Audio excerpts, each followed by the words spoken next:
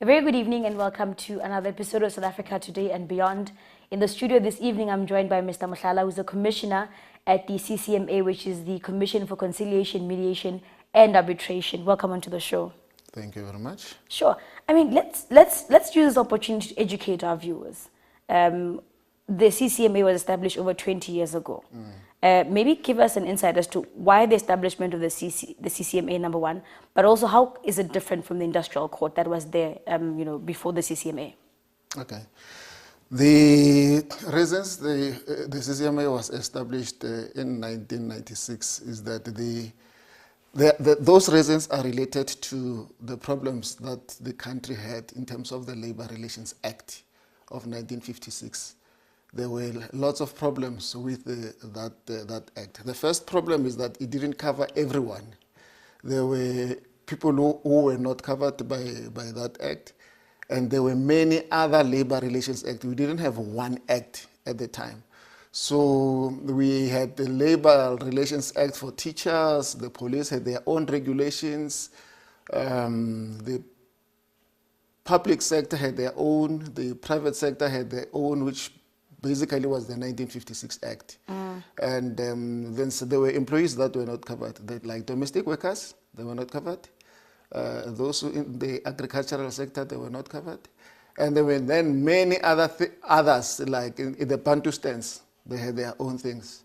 So one of the issues was that we needed to have one act that spoke to everybody else and that covered every employee in the country. That was the first problem. Then the second problem was that in terms of dispute resolution itself, is that the industrial court was expensive. Litigation, it was a litigious process. It was very expensive to have people going to the court all the time. And the other problem is that it took a while. It took a very, very long time for a case to be heard at the industrial court. And thirdly, the process that the court had is that we wanted to have something, or those at the time, they wanted to have something which will be a one-stop shop for everything.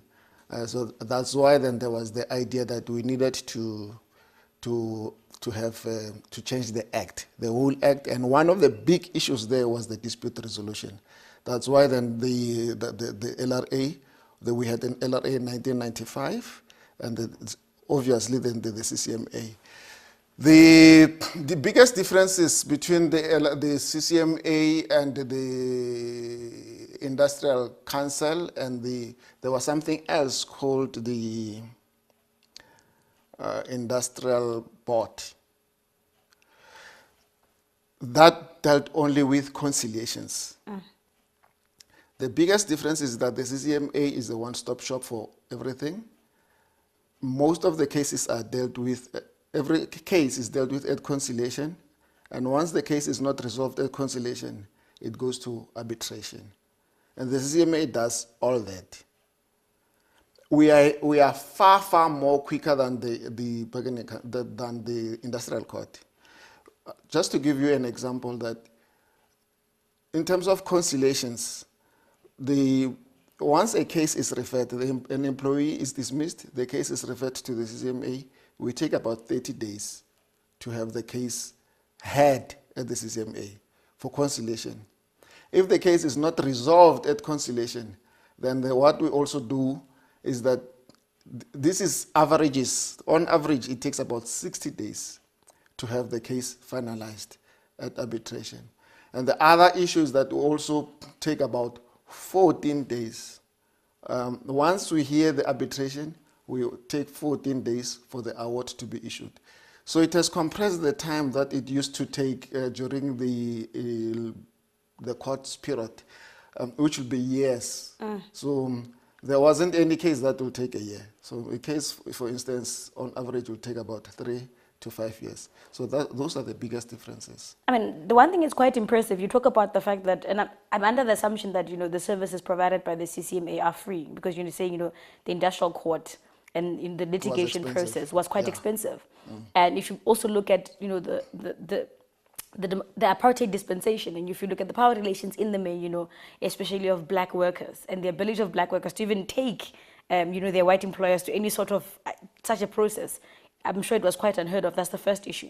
But what kind of essential services, you're talking about conciliation as well, you could talk about arbitration as well, but what other kind of essential services do you provide at the CCMA as it pertains to unions, for example, the employer as well? Because, when you talk, a lot of people might think, okay, it's a safe place for just employees.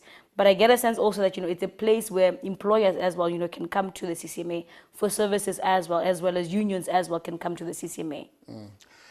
If I may just go back a little bit to the issue that you raised regarding the industrial court. The industrial court was not, we shouldn't undermine the role that the industrial court played at a particular period.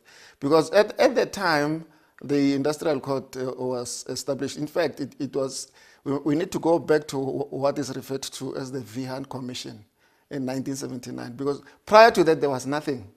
Prior to 1979, it's not long ago. 1979 is not long ago. Some of us were born already. So it was not a useless court, because there were many things. If you think about the fact that there was nothing at the time, and it also gave an outlet to workers' voices, because there was nothing. And one of the important things that the court did at the time is that it established a body of law and something that is called unfair labor practice.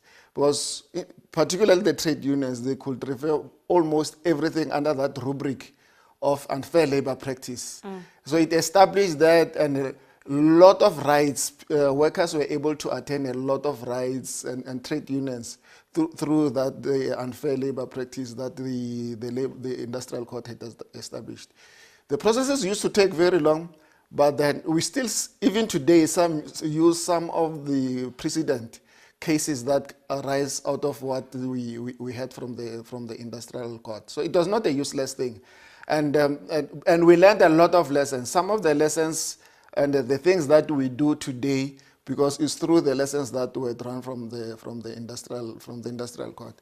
Now back to the question that you are asking as to the question is who can access the system is both the workers and the employers. Some of the processes I've already outlined. For example, conciliation, arbitration. That is what we do. We also have got facilitations. We facilitate a lot of cases regarding strikes. But facilitations are primarily on what we refer to as Section 150. Section 150 is where the parties came to the CCMA with regards to matters of mutual interest. Matters of mutual interest are wages and other conditions of service. They will come to us, we talk to them. There's no agreement, we issue a certificate. Every case that we do, we issue a certificate that the case is either settled or not settled. So we'll issue that certificate to the parties, and when they go away, when they inform, like when the trade union informs the employer that now we want to go on strike, we use the Section 150 to call them again to the CCMA to say whether we can talk again. Now that is also used by the bargaining council themselves. If there's a big case in the bargaining council and they believe that the CCMA can play a role, they refer it to us under that Section 150. We also do a lot of facilitations with regards to Section 189A. Those are big retrenchments. So the employer can refer, most of those are referred to by the employers. The employer refer them to us and say that we need assistance from the CCMA, can you help us? We want to retrench. We talk to them. We sometimes are successful with the parties when we show each other what is the best way of dealing with it. Sometimes, in many instances, we're able to save a lot of jobs with those kind of processes. We also offer a lot of training. And training can be sought either by the employers, by the employees, by the trade unions. They can come to us and say that we need training on this, we want training on that, and we offer that kind of training. Sometimes employers will come to us and say that we want to do balloting, even the trade unions, to balloting on this, on that. We offer that. We have already spoken about the training that we offer, and we also offer advice. So an employer can come to us and say that I've got this and that issue. How is the procedure? Whether the procedure that I have in mind is the right one that I can do. We'll offer that advice. The employee is the same thing, that I've got an issue at work.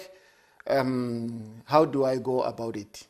So we do that, and all that is not all of that. And the balloting and others are not free. Okay. But most of the services that I'm talking about are free. For instance, the advice that is free.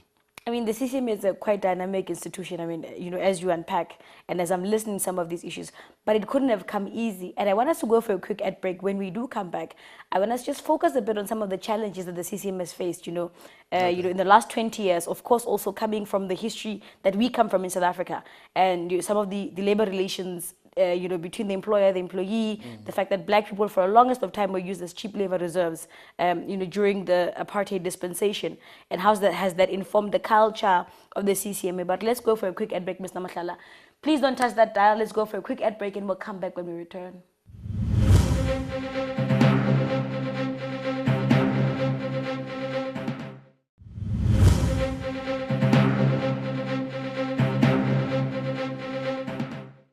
Welcome back from the ad break, and in studio I'm still joined by Mr. Mohlala from the CCMA. Before the ad break, Mr. Mohlala, I mean, we started introducing the idea behind and some of the challenges that the CCMA has possibly faced in the 20 years of its existence, and also in taking into context the history of this country, in the labor dynamics and the labor framework that existed, before a democratic state in this country, before a democratic dispensation. Maybe take us through some of the challenges. I don't know if you were there at the CCMA, but I mean, you might be privy to some of the challenges that the CCMA has faced in being the dynamic institution that it is today. The first problem, the biggest problem, and arising out of our history, the problem that we had then and the problem that we have now, is the kind of relationships employers and employees have had, that they have. We have one of the, I don't know any other country, I've not read of any other country that has got as fractious relationships as we have as in South Africa. Now, arising out of that, it has led to a situation where the CCMA has become the biggest dispute resolution body in the world. There's no any other dispute resolution organ that handles as many cases as the CCMA does in the world. And I mean, there are other countries that are far bigger than ours. But then, now just to give you an example, that the Johannesburg office of the CCMA alone handles more cases a year than what Australia combined will have. So it's just one office, and we've got 12. We've got 12 offices. So when the CCMA opened its doors in 1996, it does not envisage that we're going to deal with the many cases that we are dealing with. The cases that those who were there at the beginning envisaged that we'll have about perhaps 30 cases per annum. By the end of that year, we had double of what was envisaged. In 10 years, the CCMA had done 1 million cases, 1 million cases. Sure. And as we speak today, we have done more than 2 million cases. So at the beginning, so you can imagine that it was not planned in terms of staffing. It was not planned that we will have so many cases. And now when these cases started rolling in, we didn't have enough personnel to deal with those cases. So we developed a huge backlog, particularly in Johannesburg at the beginning.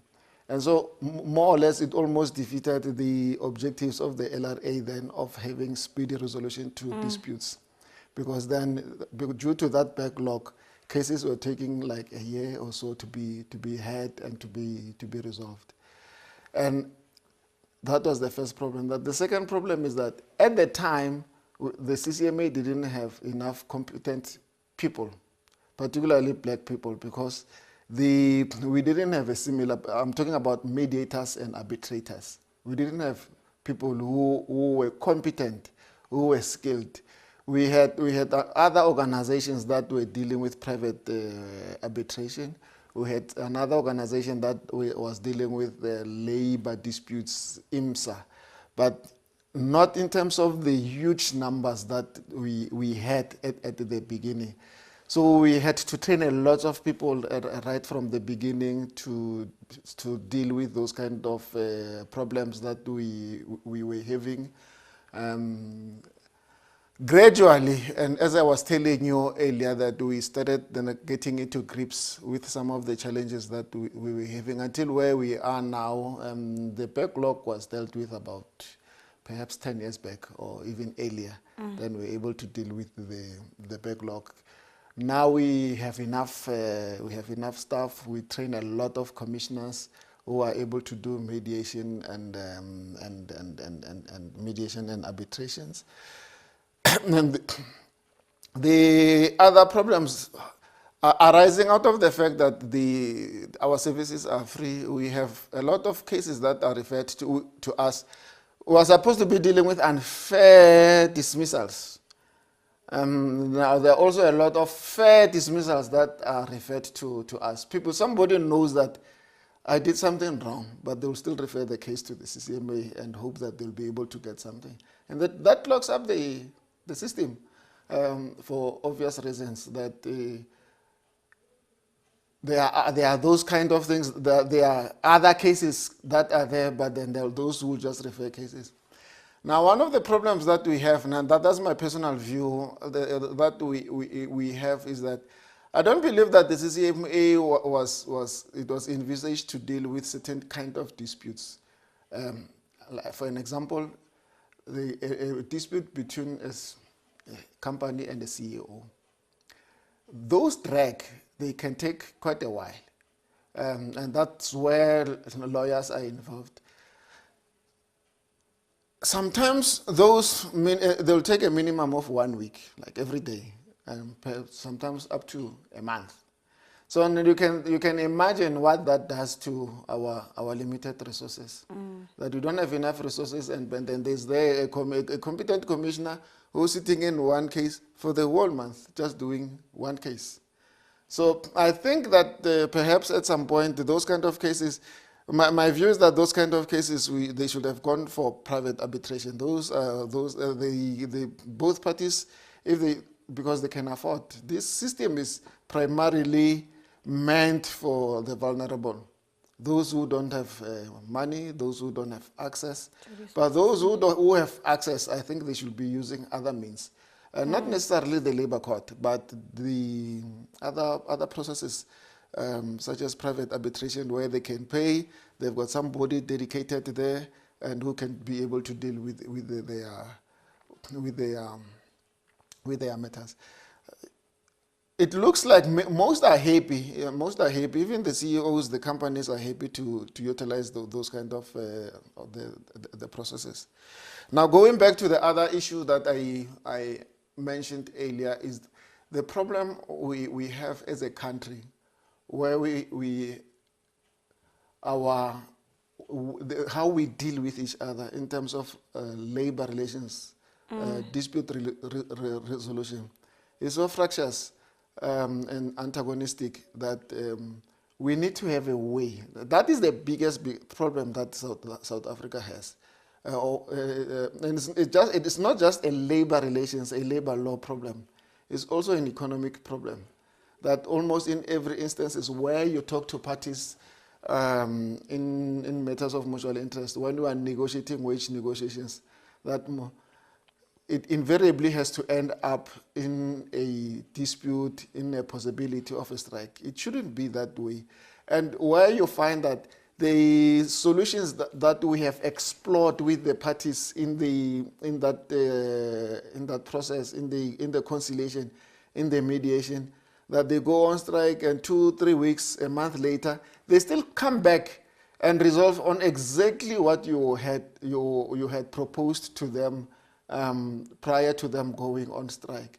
So that's one of the biggest problems.